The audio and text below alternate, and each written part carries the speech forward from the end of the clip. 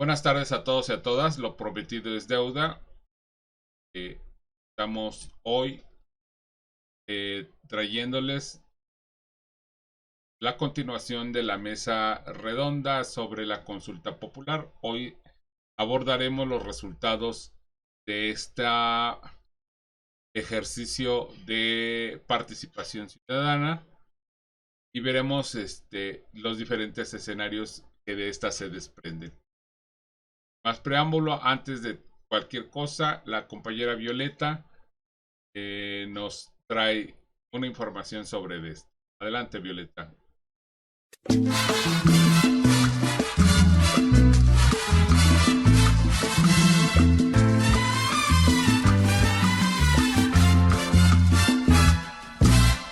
De parte del INE es un enfrentamiento, sin duda es un tropiezo táctico para el presidente y su 4T. El 1 de agosto se llevó a cabo la consulta nacional para conocer la opinión de las personas registradas en el electoral sobre si estaba de acuerdo o no para que en apego al marco legal se hicieran las acciones de actores políticos del pasado, con el fin de garantizar justicia y derechos a las posibles víctimas.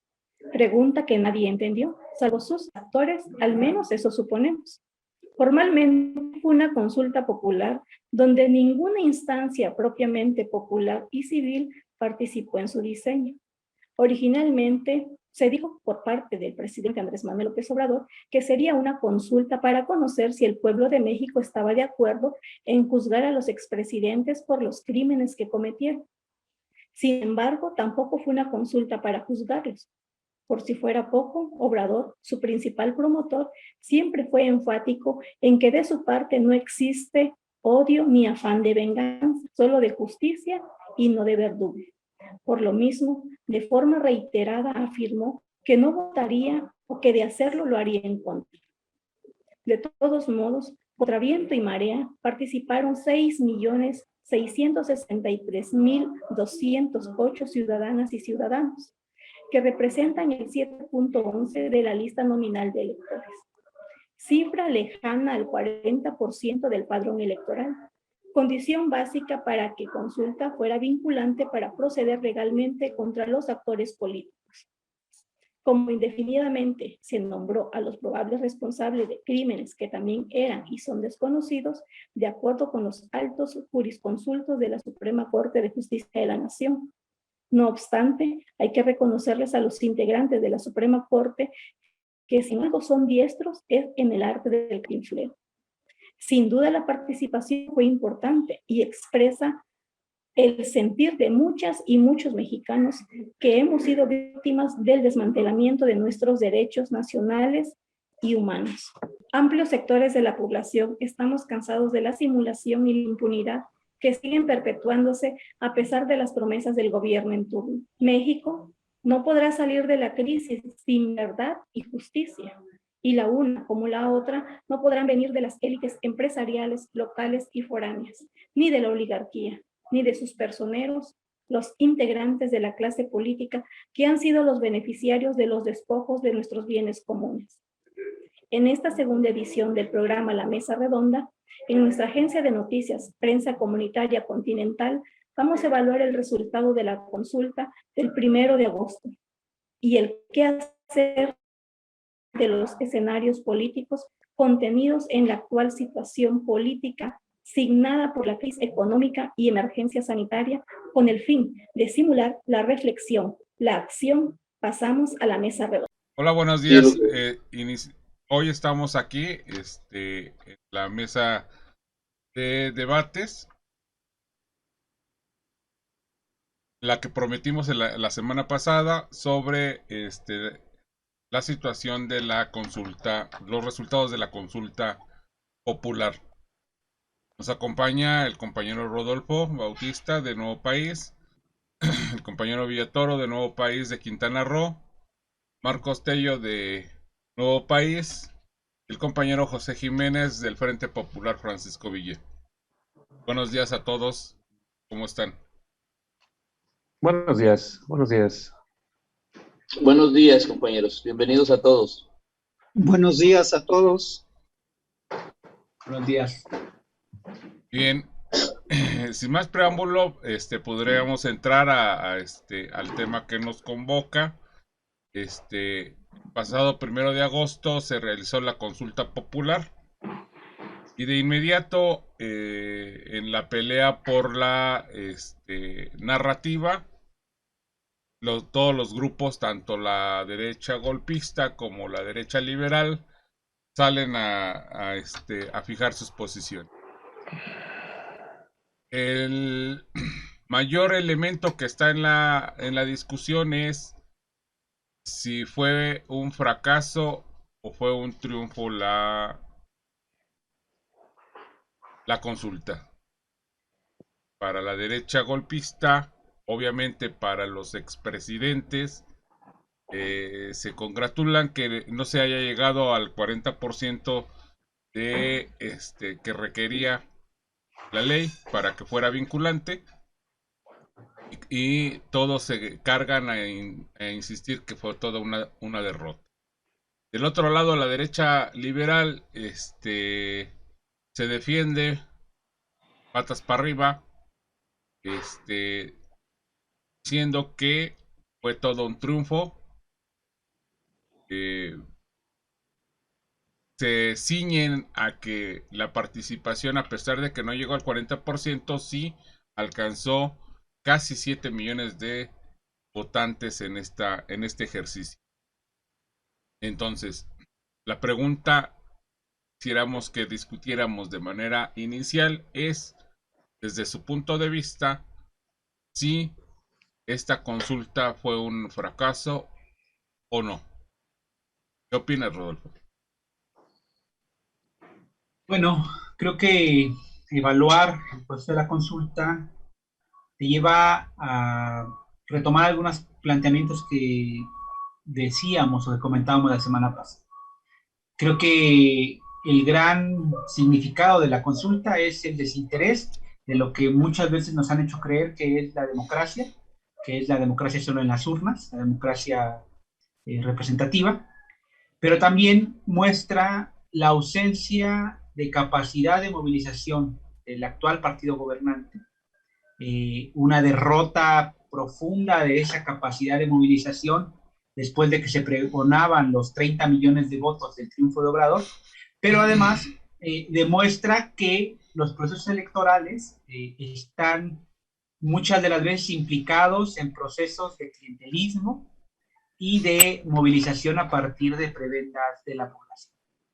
Aunado a ello, creo que la propia consulta es un fracaso en los términos que se pretendía lograr.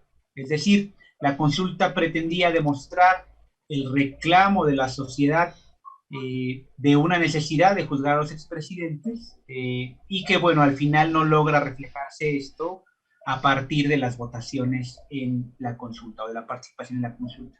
Sin embargo, creemos, y ya lo planteábamos el programa pasado, que una parte tenía que ver con la ambigüedad sobre la que estaba montada la pregunta, la ambigüedad de cómo se iban a montar procesos de investigación sobre los crímenes del pasado, y también, en caso de triunfar la consulta, no era específico hacia dónde se vinculaba este triunfo. Es decir, en términos de cómo estaba formulada la pregunta, se hablaba de cubrir los tiempos y las formas legales, que partiendo de una idea que no quedaba claro si hay pruebas o elementos suficientes para investigar crímenes del pasado, no quedaba claro en esta consulta. Entonces creo que el fracaso en los términos que se había planteado la consulta por parte tanto del presidente como, bueno, más bien, sí, tanto del presidente como de los que le impulsaban, me parece que es acompañada de una ambigüedad del presidente donde hay un doble discurso. Primero decide no participar y tras los resultados de la elección dice que este proceso de juzgar a los expresidentes no está cancelado. Entonces, se sigue viendo un doble discurso en el que se habla de la participación de la gente, pero no se acompaña la participación de la gente. junto a esta idea que decía que no hay una fuerza suficiente para movilizar, no porque no haya una idea de la gente de juzgar los crímenes del pasado, sino que pareciera que no hay una voluntad, un cuerpo político que agrupe ese reclamo de la sociedad. Gracias, Rodolfo. ¿Qué opinas, compañero José, al respecto? Sí, vamos, el hecho es muy específico. Lo que ha mencionado el compañero, hay algunos matices que quizás sería bueno polemizar al respecto, porque efectivamente la consulta tendrá costos de manera muy específica, pero también habría que señalar, y aprovecho este espacio porque hemos ya escuchado otros espacios de opinión con diferentes actores y creemos que se están haciendo comparaciones no acertadas. Habría que decir de entrada, esta es una consulta popular. En términos formales es la primera consulta que cuenta con un apoyo institucional, vayamos en todo el sentido, a partir de un precepto constitucional, así como de una ley federal. En ese sentido, habría que ubicar de manera muy específica que la consulta como tal tiene en toda su forma el hecho de que tiene un objetivo muy concreto, mas no es una elección, que también habría que decirlo de manera muy clara. Y con ello, bueno, pues no se puede hacer una comparación rígida de una consulta a una elección. Esto hay que compartirlo, hay que señalarlo. Las múltiples mesas que hemos acudido han pasado de largo este elemento y bueno, aprovechamos este espacio para hacerlo tal cual. A razón de que se trata de hacer esa comparación, también se le busca la comparativa con lo que es la elección del 18 y luego la última pasada. Y bueno, hay que separar las cosas. Aquí de entrada ubicaría, sí, efectivamente habría que discutir en un punto muy concreto, es cómo se prepara una consulta, a iniciativa de qué y cómo. El siguiente paso está en términos de la pregunta que vamos como consulta, se hace a la población con derecho a votar. Y en ese sentido, pues sí, los señalamientos son muy concretos.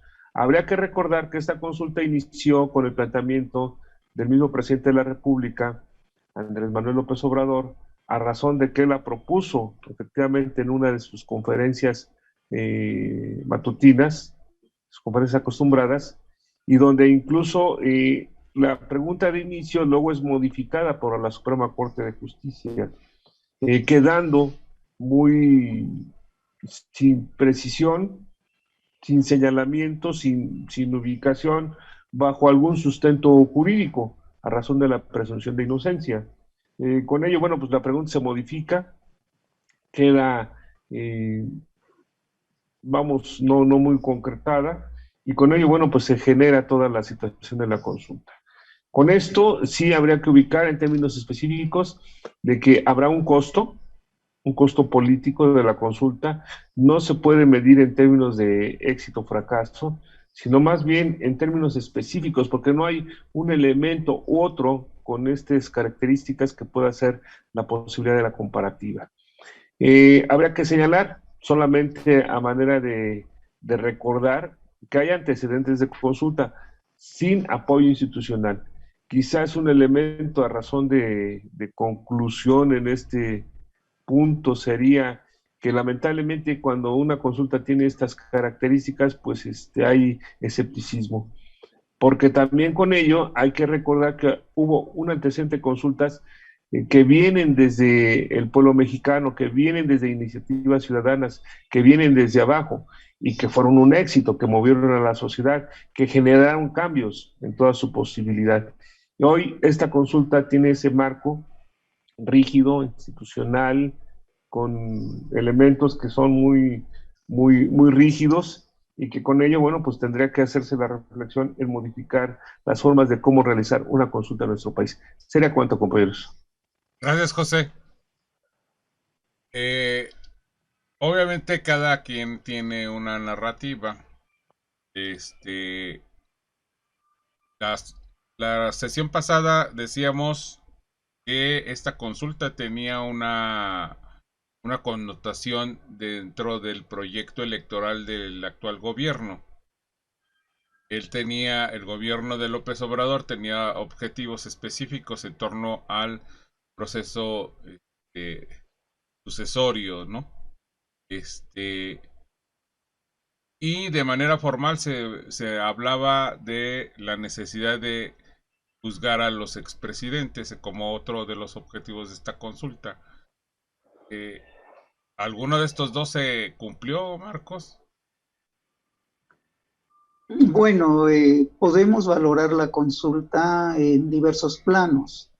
Unos tiene que ver con la participación de la población, de la sociedad civil, del pueblo, y otros tienen que ver con las estrategias, con las tácticas que particularmente diseñó Andrés Manuel López Obrador. Desde el primer nivel, podemos decir que la clase política, en particular Morena, retoma algunas iniciativas que se gestaron desde organizaciones sociales, desde organizaciones civiles de variado tipo, que tuvieron una expresión muy importante en lo que fue el Tribunal Permanente de los Pueblos, que en México desarrolló un juicio contra el Estado mexicano, las transnacionales y de alguna manera contra la clase política. Ese proceso fue muy amplio, duró prácticamente 3 años. Se dieron otras iniciativas como la consulta fuera Calderón, que reunió 800,000, alrededor de 800,000 participaciones, y la clase política retoma estas cosas para reducir el tema de la democracia participativa a un ejercicio puramente electoral. Creo que deberíamos de entrada felicitar a las personas que acudieron a la consulta a pesar de las vacilaciones, las ambigüedades y las simulaciones de quien la promovió, pues, ¿no? Eso en primer lugar. En segundo lugar, creo que hay que ubicar la consulta y lo que estamos viviendo en estos años, que arrancan particularmente en 1988, 86-88, en el marco de una pugna interburguesa. Hay una pugna interburguesa que atraviesa a toda la clase dominante y que incluso se expresa a nivel internacional, particularmente en los Estados Unidos. Esta pugna interburguesa tiene que ver abiertamente en términos de cómo fue formulada por la clase política en torno al futuro de las políticas neoliberales. El propio Porfirio Muñoz Ledo planteaba que ya era imposible regresar a lo que en México fue el estado del bienestar y habría que asumir como ineludibles algunas reformas, pero cuidando que no fueran tan radicales en el sentido de sus consecuencias negativas para la soberanía y el empobrecimiento de la población. El propio Obrador retoma esta línea planteando que su objetivo es limar las aristas más agudas del neoliberalismo. Esta pugna se ha instalado en la burguesía. Obrador, Muñoz Ledo, la clase política como parte de esa burguesía, son de alguna u otra manera un aspecto de esta pugna. La oligarquía en México también tiene dos visiones, y esto lo confiesa abiertamente Alfonso Romo. Alfonso Romo, un oligarca descendiente de Madero, se dedicó a convencer a sectores de la oligarquía de Nuevo León para que asumieran el proyecto de Andrés Manuel, en el sentido de buscar que las repercusiones del neoliberalismo no fueran tan agudas. Entonces hay dos bandos ahí entre la clase política y la burguesía, particularmente entre la oligarquía. Son dos bandos, desde mi perspectiva, de derecha. Creo que por ahí habría que discutir, tampoco está, o sea, la derecha golpista en realidad en México es un sector muy pequeño. Ahorita lo encabeza Gilberto Lozano y sus patrocinadores de este grupo Defensa, ¿no? Entonces, hay una pugna interburguesa. En ese marco, Obrador decidió una estrategia. Esta estrategia tenía que ver con el 18, tenía que ver con las elecciones que acaban de concluir, con la consulta, con el revocatorio, con las elecciones posteriores, y esta estrategia culminaba en un apoteósico triunfo en 2024. Esta estrategia está severamente cuestionada. Jalife lo reconoce, que es de alguna u otra manera seguidor de Andrés Manuel, como una derrota táctica. Es el único que habla en esos términos. Obrador sufrió otra derrota, pues, ¿no? En el marco de esa estrategia. Otra derrota que es importante después de la derrota que sufre el 6 de junio pasado. Ahí es donde opera la comparación con este proceso. O sea, si lo comparamos en términos puramente del resultado electoral, ahí hay problemas, pero si lo vemos en el marco de esta estrategia, Obrador ha perdido lo que llaman la iniciativa estratégica, le cuesta ya mucho trabajo poner el terreno y controlar los tiempos. Es una derrota para él, ¿no? Y para la gente, particularmente de su círculo íntimo, ¿sí? Que pone en cuestión 2024, aunque es una derrota que el propio Obrador cometió el desliz de adelantar el proceso electoral. Hoy toda la gente que está alrededor de él se pelea por, bueno, los 6 estos que él anuncia y otros que por ahí quieren asomar la cabeza, se pelea por estar en el primer plano. Yo lo dejaría aquí por cuestiones de tiempo, nada más recordando una cosa. Los crímenes que han cometido estos personajes y sus cómplices, donde hay un buen sector de personas que hoy militan en Morena, ¿sí? Los crímenes son de lesa humanidad, ¿sí? Son de traición a la patria, son crímenes de Estado. Una futura consulta no tiene posibilidades si esto no se asume claramente. Morena quiere achicar el problema y a Morena, a final de cuentas, le convino que no llegáramos al 40%, porque a quien hay que juzgar es al Estado mexicano, a la oligarquía mexicana y a esta clase política vendepatrias que se expresa a través de todos los partidos. Yo ahí lo dejo. Gracias, Marcos. Villatoro, ¿tú qué opinas? Bueno, pues saludo a mis compañeros, el conductor José Reina, compañero José Jiménez, Rodolfo. Marcos, bueno, mira, yo creo que efectivamente nosotros tenemos que entender que estos hechos que se han suscitado, esta estrategia electorera, es una estrategia con coyunturas que se han ido construyendo y en donde yo creo que tenemos que reconocer que la izquierda social no ha tenido la capacidad de lanzar iniciativas de contrapropuestas que movilicen a la gente, a la sociedad, al pueblo, a la clase trabajadora, a los sectores afectados por este modelo expoliador neoliberal, para movilizarlos en sentido contrario, o con demandas propias, o con una plataforma propia. Las coaliciones partidarias, la de derecha neoliberal y la de derecha liberal, que es una y la misma cosa, se complementan, esa es la verdad, pues no expresan el sentimiento de la gente, no expresan las demandas de la gente, no expresan la aspiración en horizonte estratégico de construir una patria justa, libre, democrática, que respete los derechos de todos, los derechos humanos. O sea, Estamos realmente nosotros rebasados. Yo creo que hay que decirlo así, porque si no, no somos autocríticos. Entonces, pues nos vamos a quedar nada más como críticos contemplativos, sin generar alternativas. Creo que Nuevo País está haciendo una labor extraordinaria, lanzando propuestas orgánicas no solamente para el país, sino para Indoamérica, Mesoamérica, el Caribe y a nivel planetario, con la Internacional Comunera y con los sectores de trabajadores diversos, ¿no? Empezando por los trabajadores de la educación, los pobladores.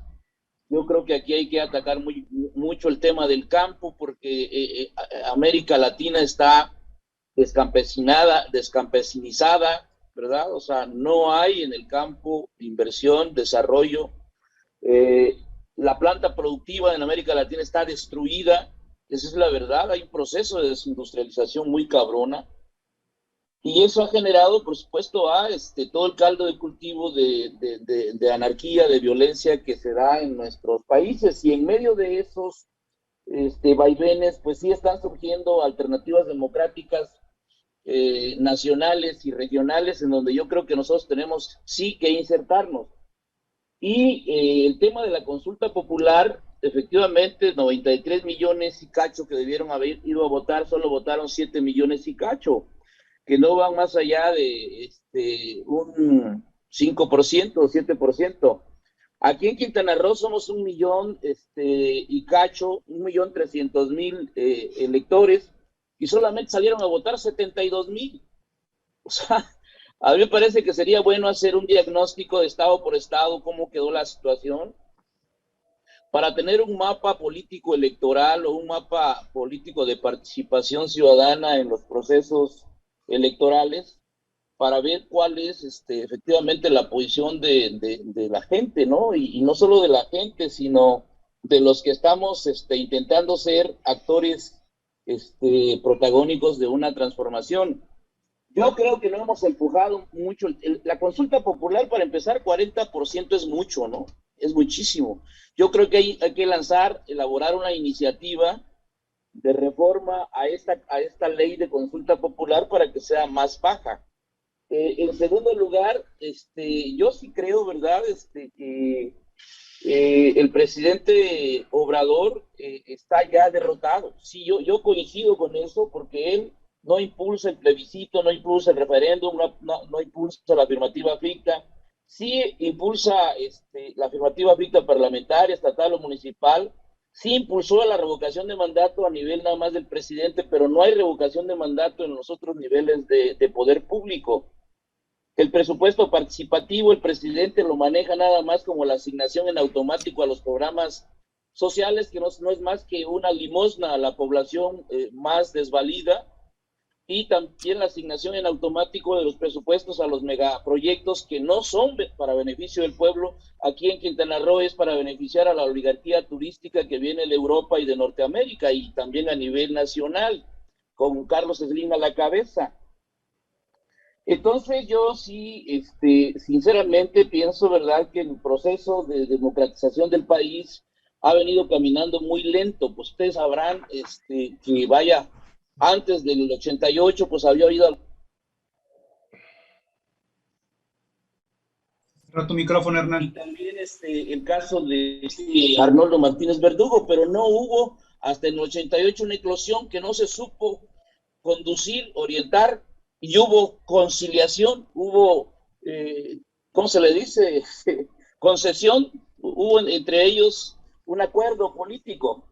Después de los 3 intentos de Cárdenas, vienen los 3 intentos de Obrador, donde crecimos electoralmente, se puede decir, porque en el 2006 sacamos 13 millones, en el 2012 14 y en el 2018 30, pero ahora hay un desplome brutal, porque en el 2021 de los 30 millones nos quedamos en 16, y ahora en la consulta nos quedamos, de los 16 que sacamos en el 2021, nos quedamos en 7.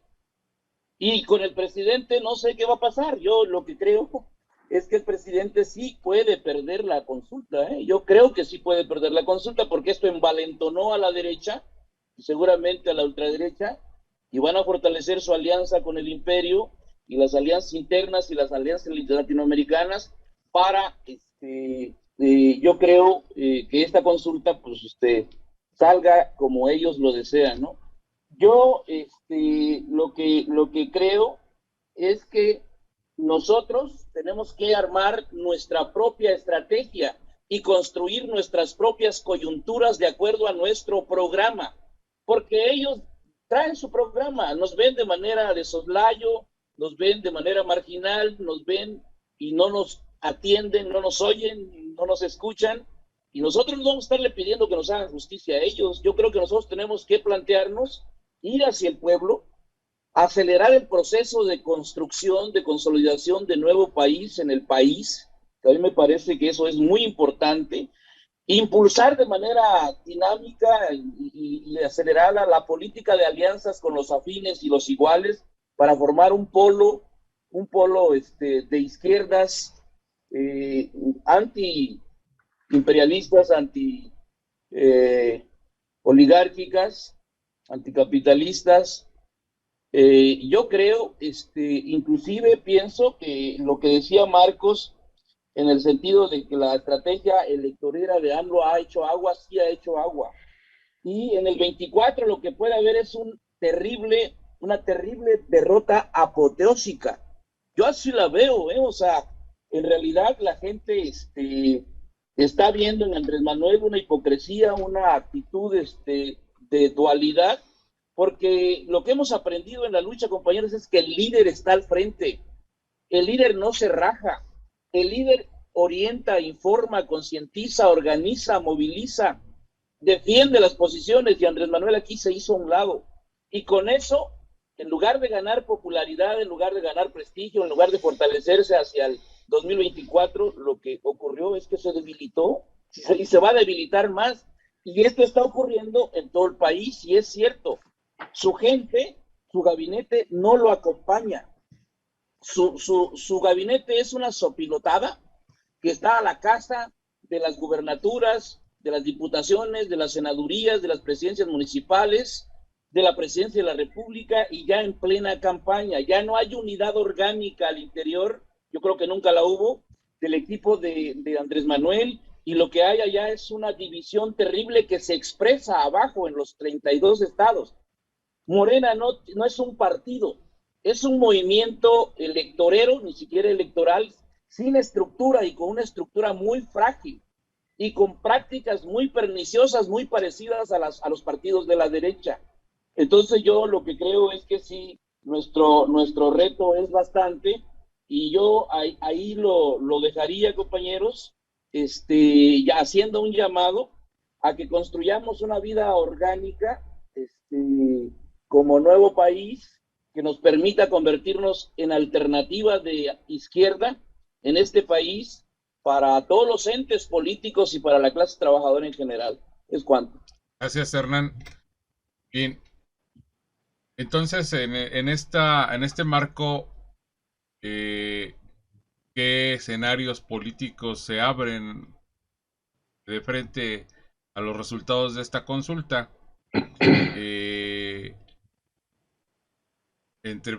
Ya Hernán planteaba un elemento que él considera que hay posibilidades de que se pierda la revocación de mandato de Obrador, y obviamente pierdan la elección del 24. Ese es desde el punto de vista electoral, y desde el punto de vista del origen de la consulta. Creemos que se van a juzgar a los expresidentes. ¿Tiene fundamento la ruta que están marcando los convocantes a esta consulta, con la creación de comisiones de la verdad, o es parte del mismo show? ¿Qué opinas, Rodolfo? Sí, yo creo que la primera parte con la que yo iniciaba era diciendo que en los objetivos que se había planteado la consulta, que era tener una participación amplia que demostrara que hay una necesidad de juzgar los crímenes de los expresidentes, ahí se situaba el fracaso de la propia consulta. Creo que en la parte de los escenarios está un poco lo que comentaba el propio Hernán. es decir, de una participación importante en el proceso electoral de 2018, vemos cómo se va achicando esa participación de la gente, que no toda fue de Morena, y que hoy en la propia consulta se demuestra, que además demuestra este profundo distanciamiento que se ha venido gestando a lo largo de estos 3 años de gobierno entre sectores sociales y el actual gobierno. ¿Por qué? No solo porque ha habido esta ambigüedad o esta impostura por parte del gobierno federal y en particular de Andrés Manuel de asumir las demandas sociales, sino que los sectores de la sociedad que han venido demandando transformaciones profundas, una y otra vez han encontrado la cerrazón por parte del gobierno o los oídos sordos. Podemos citar diferentes movimientos que han estado demandando cosas por parte al gobierno federal y que se quedaron a la mitad del camino. Una es la propia reforma educativa que quedó ambigua, que no fue suficiente para poder mejorar las condiciones de la educación de los trabajadores, etcétera. La otra ha sido, como ya lo citaba también Hernán, la desatención del campo, la ineficiencia o la incapacidad de generar políticas que asuman una política de desarrollo, de soberanía alimentaria, de transferencia tecnológica, que camine a dar pasos de soberanía nacional mínimos, ¿no? O sea, ni siquiera se plantean las grandes transformaciones, sino que empiecen a verse los pocos pasos que permitirían trazar una línea de transformación político-social en los marcos que ellos mismos han planteado, y ni siquiera han logrado eso. Creo que la necesidad o los escenarios que se avecinan tiene que ver con una posibilidad también de distanciamiento de la participación de la sociedad en términos de lo electoral. Es decir, ante un gobierno que tenía cierta o determinada esperanza de transformación que se queda a mitad del camino, esta posibilidad de alejarse de la participación política en las urnas es una brecha que se abre para la derecha y la cosecha de la derecha en los procesos electorales. Como hemos dicho en otro momento, lo electoral no define el rumbo del movimiento social, el rumbo de las demandas de la gente, pero sí define los espacios institucionales, el tipo de legislación que se abre, las necesidades presupuestales, cómo se atienden y en qué sentido.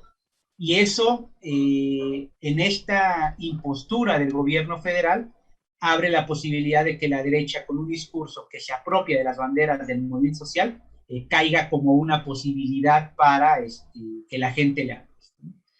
Entonces, en ese sentido, es la otra cosa que yo comentaba, y que creo que Hernán también lo cita, ¿no? Hay una ausencia de cuerpo político que agrupe o que logre convocar las demandas de la gente, y en esa lógica es en que se debería de caminar, ¿no? Hoy yo creo que más que nunca, a la mitad del sexenio de Andrés Manuel, se abre la necesidad de buscar una alternativa política que combata la baja representatividad política que hoy tienen los partidos políticos y que efectivamente apunte a convocar las demandas sociales.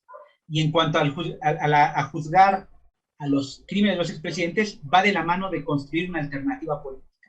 Es decir, no solo hay que plantearlo en términos legales, sino hay que plantearlo en términos de la necesidad de renovar o de erradicar a una clase política que hoy se ha vuelto una camarilla que se pintan de izquierda o de derecha, pero que irremediablemente todos están en el mismo circuito del enriquecimiento ilícito, de las prebendas y de los negocios a costa de la miseria de la gente.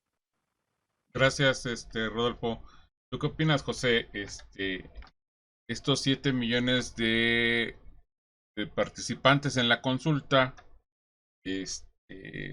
deben desdeñarse, sirvieron de nada. En el marco de estos escenarios que se pudieran abrir, ¿cuál puede ser nuestra participación?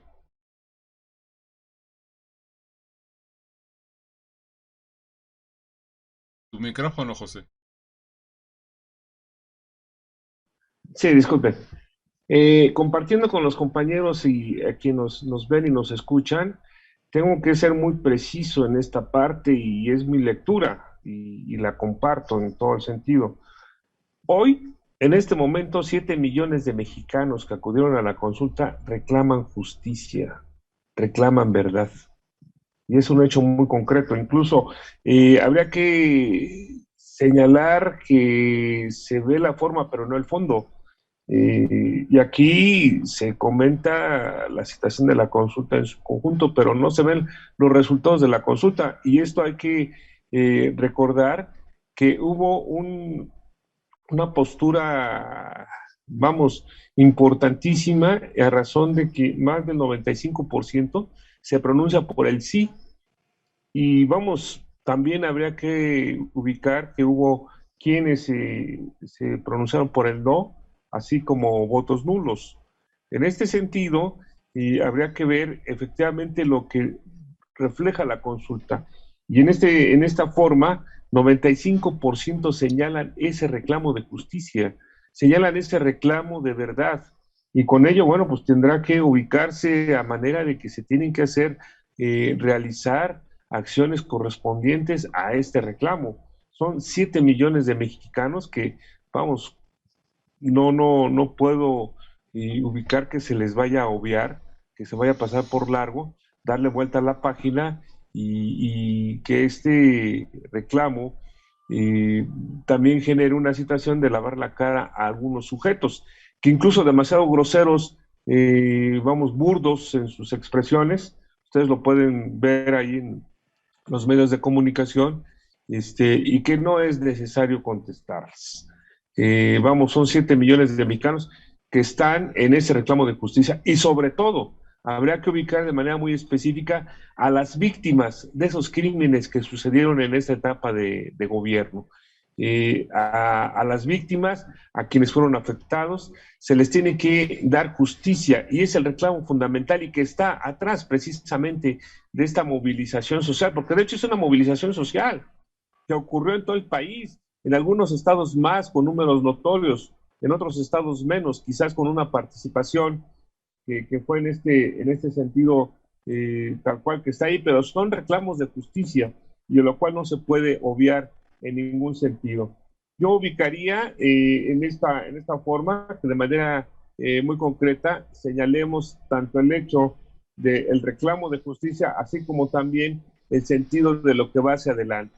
Y efectivamente las instituciones tal cual, primeramente tendrán que modificar el formato de las consultas, ubicarlo en lo que hoy tenemos ya como un dato duro, también ubicarlo en sentido de que tendrán que ser en consecuencia acciones que vayan hacia adelante para ir al fondo del tema, que es el reclamo de justicia y el de la verdad. ¿Sería cuánto, compañeros? Gracias, José. ¿Tú qué opinas, Marcos, en torno a este tema? Tu micrófono. Lo primero es no perder de vista el contexto general y el lugar que ocupa una consulta y las iniciativas que desde fuera y desde dentro del gobierno se van a desarrollar en los próximos meses. La dinámica de lo electoral se parece a la dinámica de lo sindical. Lo electoral reduce siempre o tiende a reducir el contexto, tiende a ubicarlo como un hecho que es meramente episódico y que se refleja en demandas muy particulares. De hecho, la estructura del sistema electoral, las gestiones de la Cámara operan como instancias de gestión. Los sindicatos igual, cada año revisen ciertas cosas, cada 2 años otras, y todo se circunscribe a cuestiones parciales, particulares. Entonces, la consulta tiene que ver con una pugna interburguesa, pero también tiene que ver con una disputa por la hegemonía, por quién conduce. Hasta ahora ha sido la derecha liberal progresista y la derecha conservadora quienes han tenido la hegemonía en toda esta disputa. Solamente se interrumpió esta este rol hegemónico cuando se levantó el Ejército Zapatista de Liberación Nacional en 1994. En ese sentido, podríamos decir que Carlos Tello y Rolando Cordera tenían razón cuando planteaban la disputa por la nación. Entonces, para ver el que sigue, nosotros tendríamos que movernos en esta lógica, la disputa por la nación.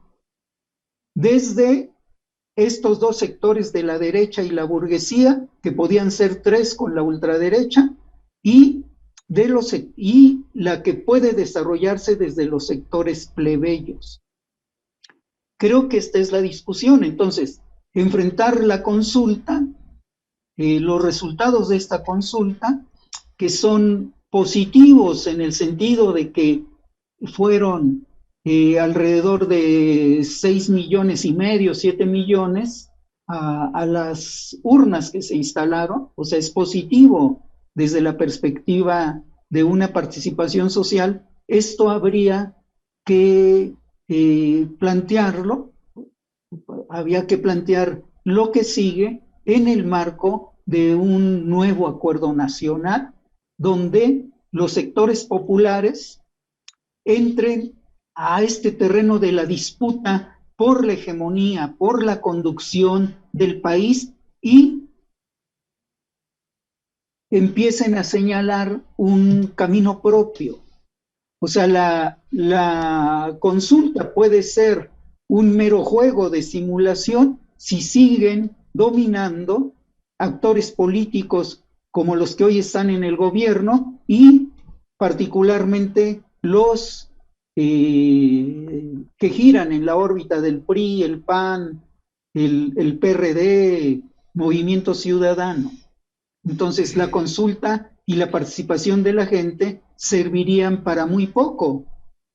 Entonces, para que este esfuerzo no quede en el aire, necesitamos desarrollar un gran acuerdo nacional que, entre otras cosas, se plantee llevar a juicio, ¿sí?, a estos criminales por traición a la patria y crímenes de lesa humanidad, pero además que se plantee retomar o tomar la conducción del país, es decir, la lucha por la presidencia y por llevar adelante un programa de reconstrucción que, entre otras cosas, incluye una nueva asamblea constituyente.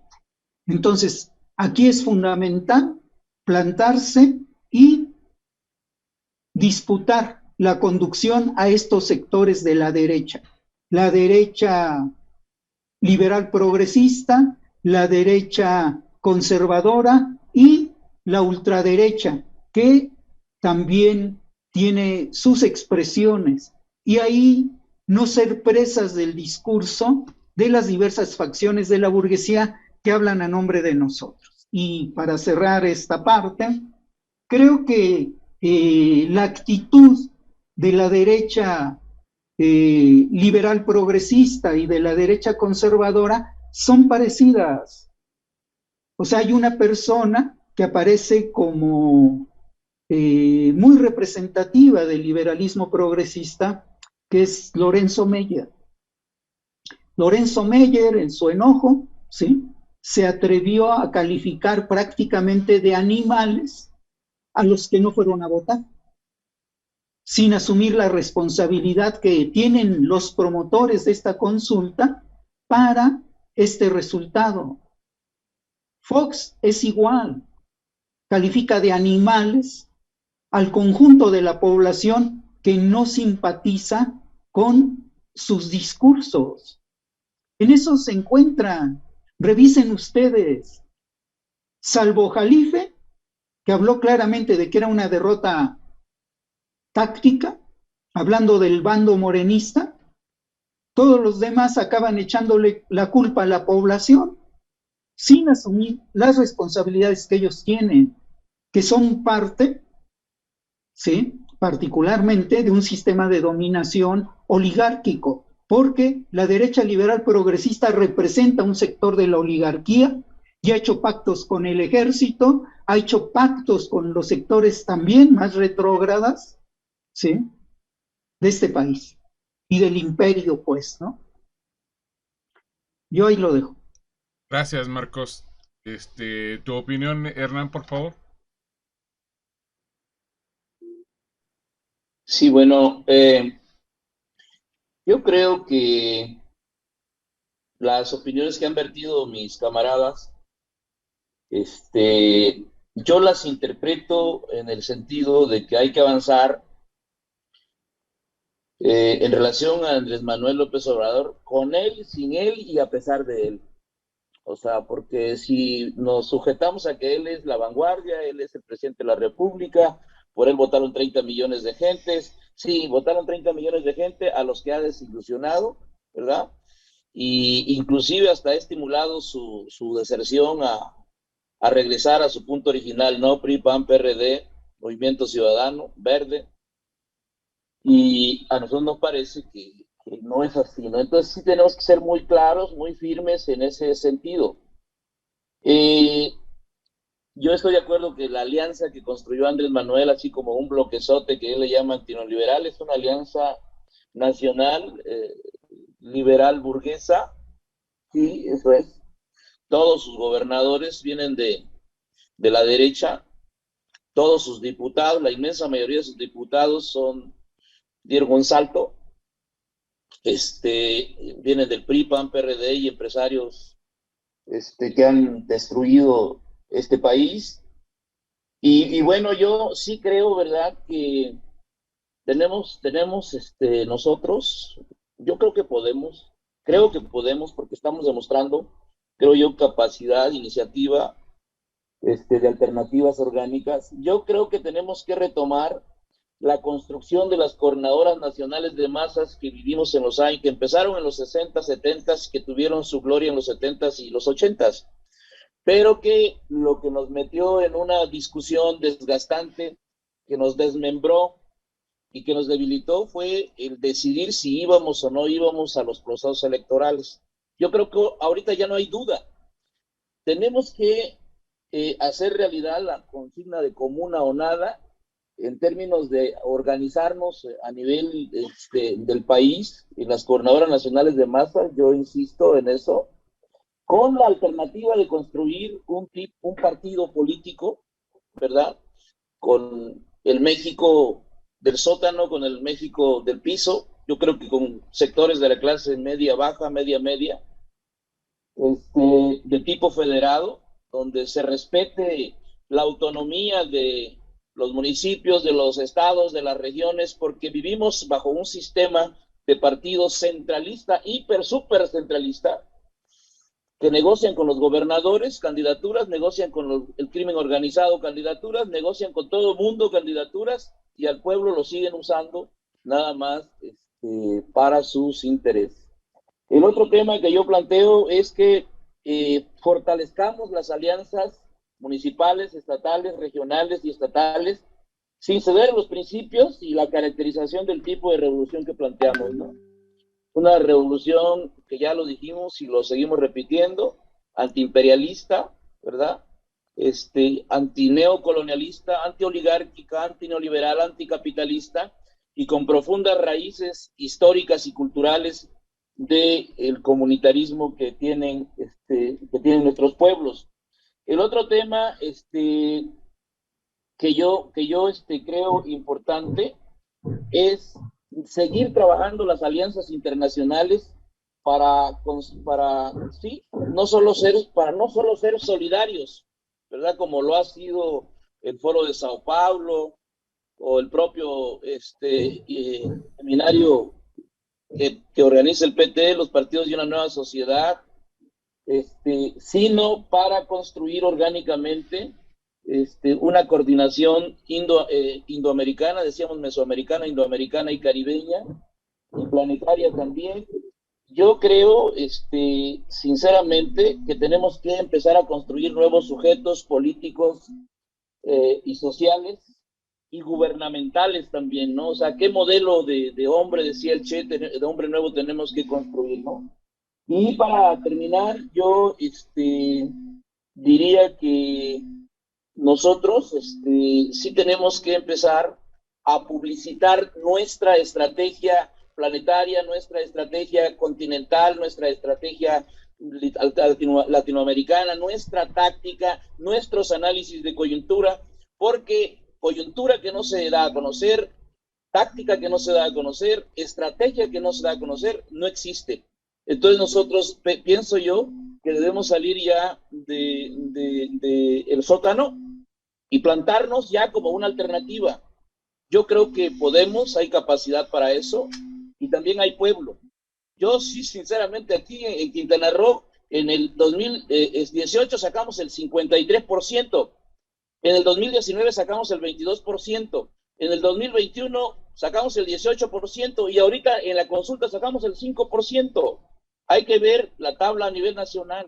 O sea, la vía electorera está demostrando inviabilidad, falta de confianza en la población, y yo creo que la gente lo que está reclamando es organicidad, porque Andrés Manuel destruyó las organizaciones sociales de todo tipo y de todos los planos y de todos los niveles, y él cree que de manera individual va a resolver el asunto. Tiene 20 millones de agremiados a los programas sociales y votaron 7 en la consulta. Entonces, ¿dónde está ese corporativismo? Ni siquiera corporativismo hay ya. Yo ahí la dejaría, compañeros. Un abrazo. Gracias, Hernán.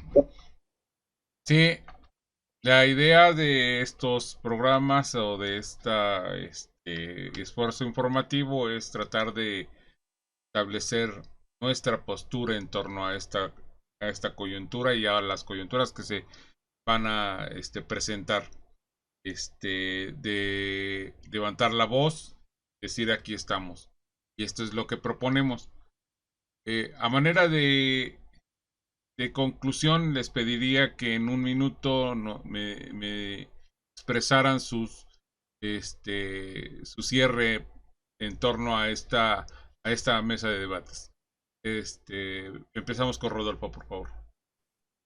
Sí, bueno, primero creo que sí retomar lo que decía José, o sea, felicitar a los 7 millones de personas que votaron el día de la consulta, pero creo que es importante asumir que no, las grandes transformaciones de este país no va a ser a través de las urnas que van a haber, ¿no? Si no hay movilización social, si no hay organización política, si no hay procesos de empoderamiento ciudadano y de construcción de gobiernos comunales, difícilmente vamos a ver un cambio trascendental en la ciudad mexicana. Creo que la clase política de este país está agotada y que es la necesidad de la reconstrucción de la participación política desde una lógica diferente que supere la visión meramente electoral. Gracias, Rodolfo. En un minuto, José, tu conclusión.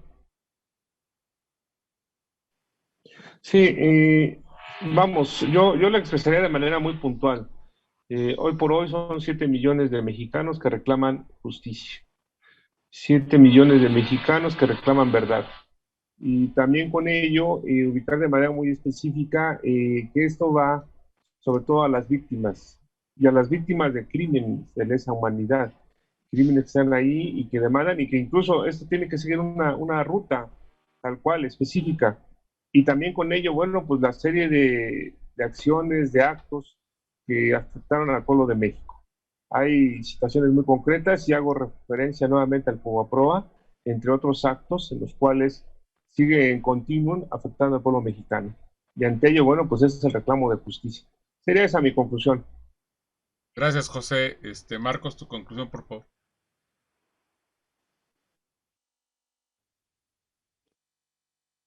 Tu micrófono, Marcos.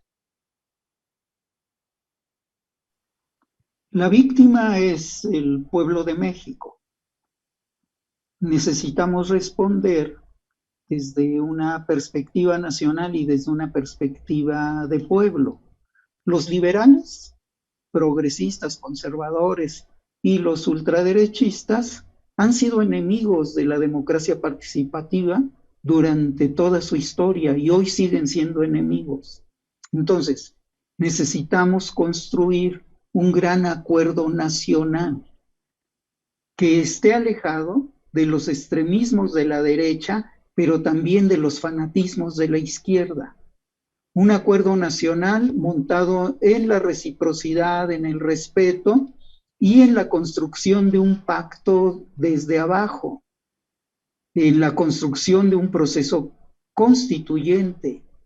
En ese sentido, el reclamo de quienes fueron a participar y de los que no fueron a participar, pero también se sienten agredidos, podía encontrar un canal que no lo da la clase política actual de todos los partidos, incluido Morena, y que no va a venir nunca de quienes empeñaron y vendieron a nuestro país históricamente, que son estos liberales, que tienen su continuidad en la oligarquía y en este estado racista, en este estado neocolonial, en este estado que no representa a la nación mexicana.